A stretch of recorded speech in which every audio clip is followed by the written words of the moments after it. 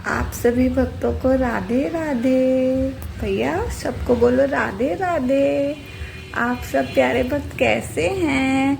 मैं तो अच्छा हूँ। आशा करता हूँ आप सभी भक्त भी अच्छे होंगे। तो प्यारे भक्तों, आज हम सुनाते हैं आपको राधा रानी के एक भक्त की कहानी, कैसे राधा रानी ने उन्हें अपनी भोरी सखी बनाया। तो एक ब्रज के भक्त थे, उनका नाम था भोलेनाथ जी। उनका जो जन्म था वो तो एमपी में हुआ था, मध्य प्रदेश में। और उनको ना बचपन से भक्ति भाव में रहते थे। उन्हें भगवान के बारे में सुनना पढ़ना मतलब यही सब अच्छा लगता था।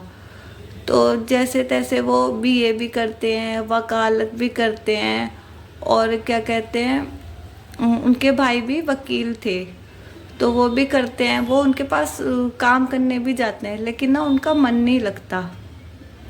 मतलब काम करने जाते हैं, वकालत करने, लेकिन उनका मन नहीं लगता। उनका बस भक्ति, भगवान की सेवा, इसी में मन लगता था। तो उनको ब्रजवास कैसे मिलता है?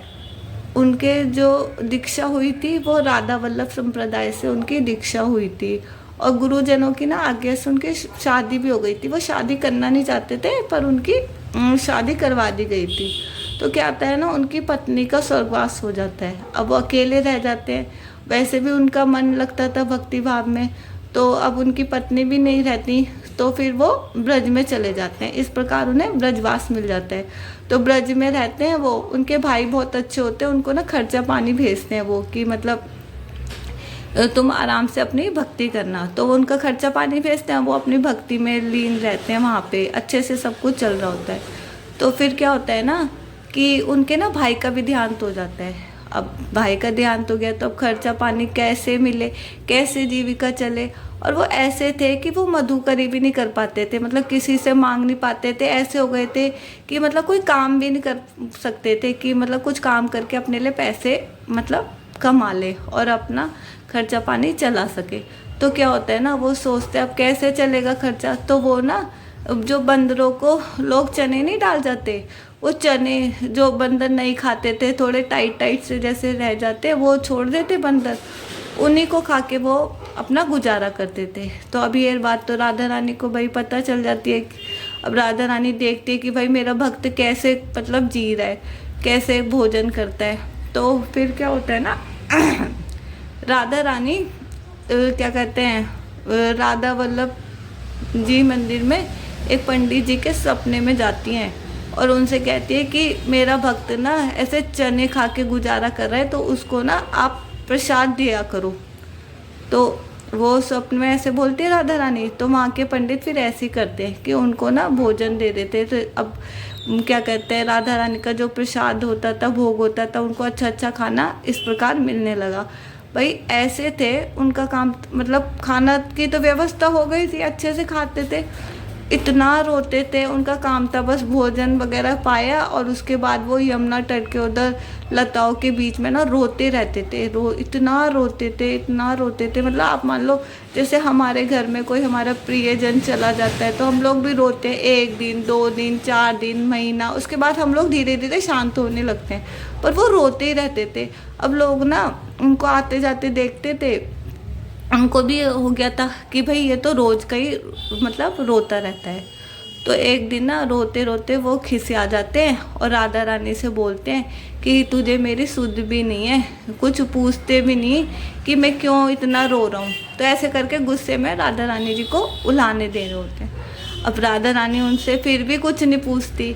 अब कृपा थी, उनको था ना कि मेरा भक्त कैसे रह रहा है, तो कृपा तो थी राधा रानी की कि भाई उन्होंने अच्छा खाने की व्यवस्था कर दी थी। लेकिन नहीं, फिर ऐसे राधा रानी सुध लेती नहीं है। फिर एक दिन रोते हैं, फिर उन्हें उलाने देते हैं कि इसलिए नहीं मेरा हाल चाल पूछती ना, कि पता नहीं मैं तो क्या मांग लूँगा।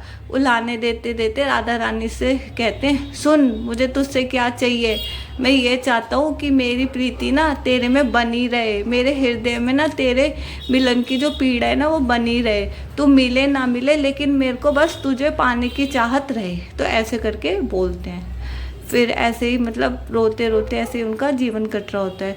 फिर एक दिन ना उन्हें बहुत गुस्सा आ जाती है और ना वो यमुना जी में ना अपनी जान देने जा रहे होते हैं। तो तभी क्या होता है ना, प्यारे भक्तों, राधा रानी आती हैं, उन्हें बचा लेती हैं और उनको ना मतलब अपने निकुंज में ले जाती हैं, नित्य निकुंज में, और उनको ना फिर वो भोलेनाथ से उनको भोरी सखी का नाम देती हैं।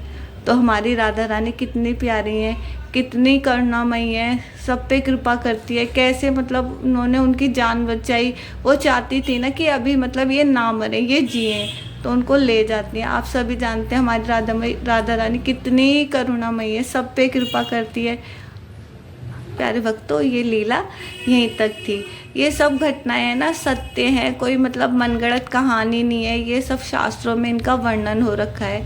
आप में से बहुत से भक्तों ने सुन भी रखी होगी शायद ये लीला।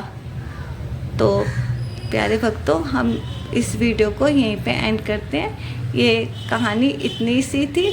अगर आपको अच्छी लगे तो कमेंट में राधे राधे ज़रूर बोलना। राधे राधे।